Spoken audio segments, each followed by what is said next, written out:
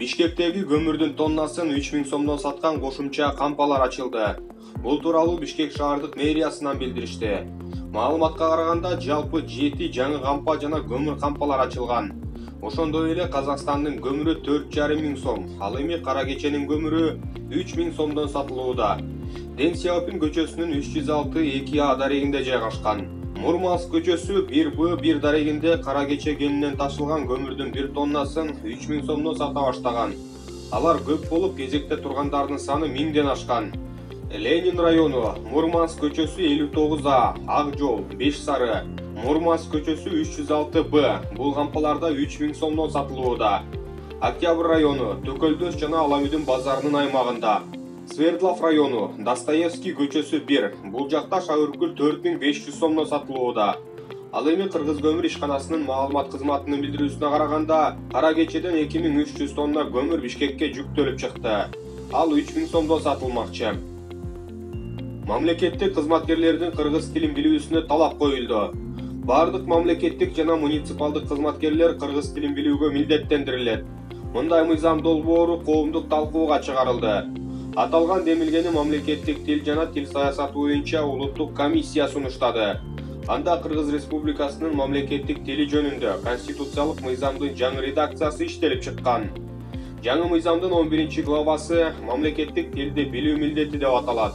Анын 32 беренесинде төмөнкүлөр мамлекеттик тилди билүүгө жана кызматтык милдеттерин аткарууда аны колдонууга милдеттүү болору жазылган.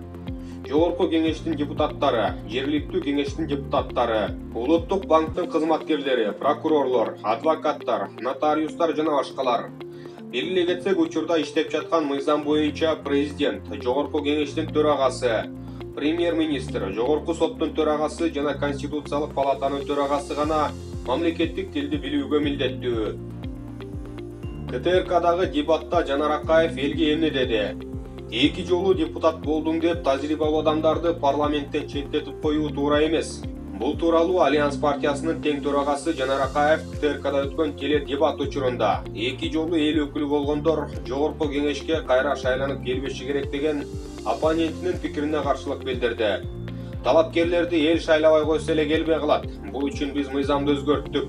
Преференциалдык добуш берүү ыкмасын киргиздик. Мурун партияны гана шайласаңар, азыр анын ичинен жаккан талапкерди тандап аласыңар, деди Акаев. Ал прогрессивдүү күчтөр, калың элдин колдоосу бар ири партиялардын лидерлери, саясатчылар, жигердүү жаштар жеке амбицияларды таштап, Альянс партиясын түптөп саясий жарышка чыкканын баса белгиледи. Биздин курам тажрыйба менен жаштык жигерди айкалыштырган, накта эл өкүлү деген макамга татыктуу инсандардан куралды. Максатыбыз элге таяныч болуп, ак тилден кызмат кылуу, деди Жанар Акаев. Тең төрага аймактарды өнүктүрүү үчүн конкреттүү кадамдарга баруу зарылдыгын белгиледи. Айтымында шаар мэрлери жана айыл өкмөттөр эл тарабынан шайланышы керек. Губернаторлук кызмат кайчы көтөрүп алып тасма кескенге гана жарап калды. Учурда эл көпүрө куруу, жол оңдоо иштери боюнча президентке кайрылып отурат.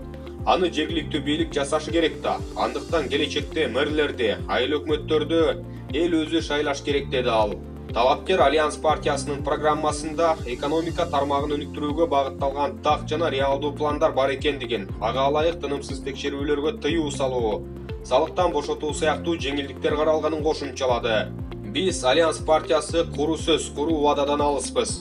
Партиянын курамындагы саясатта салмактуу орду бар. Элдин керегине жараган бир нече мыйзам долбоорлорунун авторлору Алтынбек Сулайманов, Мирлан Жээнчороев, Абдывахап Нурбаев, Айсулуу Мамашева, экономика тармагын өнүктүрүү боюнча мыкты тажрыйбага ээ Элдар Абакиров, мыкты дипломат Чыңгыз Айдарбеков сыяктуу инсандардын Кыргызстанды өнүктүрүүгө кудурети жана күчү жетет, деди Акаев.